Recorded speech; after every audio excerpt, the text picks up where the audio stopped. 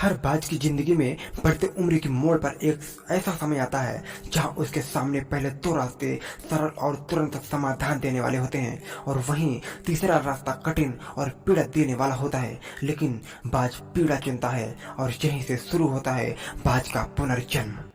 हमारी जिंदगी में कई ऐसे मौके आते हैं जब हमें परेशानियों का सामना करना पड़ता है। कई लोग तो जीवन में संघर्ष कर आगे निकल जाते हैं और कई अपने हालातों से हार मानकर खुद को जिंदगी के हवाले कर देते हैं।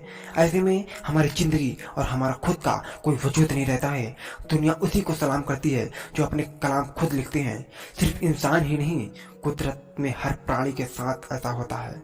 तो आइए जानते हैं कि बाज के जीवन से जुड़ी आश्चर्यजनक किंतु एक ऐसा सत्य जो हम सबको प्रेरणा देगा।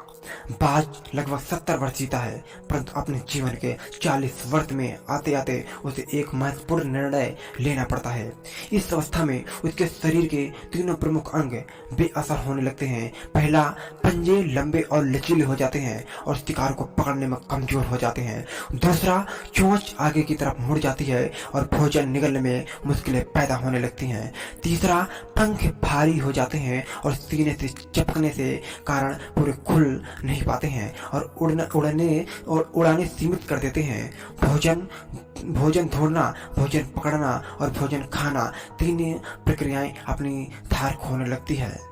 उसके पास तीन ही रास्ते बचते हैं, या तो अपनी शरीर छोड़ दे या अपनी प्रवृत्ति छोड़कर गीत की तरह त्यागी हुए भोजन पर निर्भर हो जाए, या फिर स्वयं को फिर से स्थापित करे आकाश के साफ तीर से जाहिर बादशाह के रूप में। जहां पहले दो रास्ते सरल और तुरंत समाधान देने वाले हैं, वही तीसरा अत्यंत पीड़ादायी और लंबा है।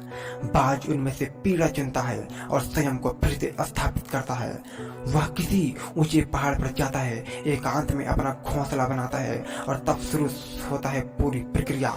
सबसे पहले वह अपनी चोंच चट्टान पर मार मार कर तोड़ देता है। अपने चोंच से अधिक पीड़ादायक कुछ भी नहीं पक्षी राज के लिए। अब वह इंतजार करता है चोंच के लिए, चोंच फिर से उग आने की, और उसके बाद वह अपने पंजे भी उसी प्रकार तोड़ देता है और इंतजार करता है पंखों का फिर से उग आने का। नई चोंच और पंजे आने के बाद वह अपनी भरी पंखों को एक कर नोच कर निकालता है और प्रतीक्षा करता है पंखों के पुनः उग आने का।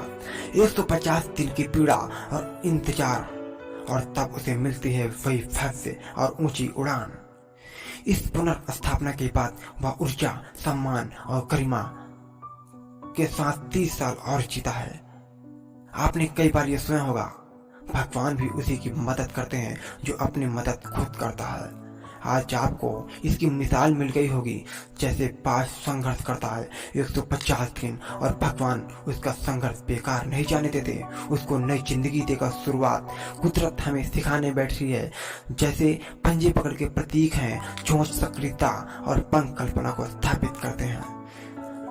इच्छा हालातों पर काबू रखने की, सक्रियता स्वयं की अस्तित्व की गरिमा बनाए रखने की, कल्पना जीवन में कुछ नए पन बनाए रखने की। हमें भी 40 तक आते आते इच्छा, सक्रियता और कल्पना तीनों निर्बल पड़ने लगते हैं। हमारा व्यक्तित्व ही ढीला पड़ने लगता है। आधे जीवन में ही जीवन खत्म होने जैसा लगता है। उत्साह, आकांक्षा, ऊर्जा नीचे की ओर जाने लगती है। हमारे पास भी कई विकल्प होते हैं, कुछ सरल और कुछ पीड़ादायक। 150 दिन न सही, एक माह ही बिताया चाहे स्वयं को दोबारा स्थापित करने में। जो शरीर और मन से चिपका हुआ है उसे तोड़ने और नोचने में पीड़ा तो होगी ही। बाज तब उड़ाने भरने को तैयार होंगे। इस बार उड़ाने और ऊंची होंगी, अनुभवी होगी और अनंत की ओर जाएगी। जीत तक जंग जारी रहेगी। तो दोस्तों, ये कहानी आपको कैसे लगी मुझे कमेंट बॉक्स के माध्यम से जय हिंद लिखकर जरूर बताएं।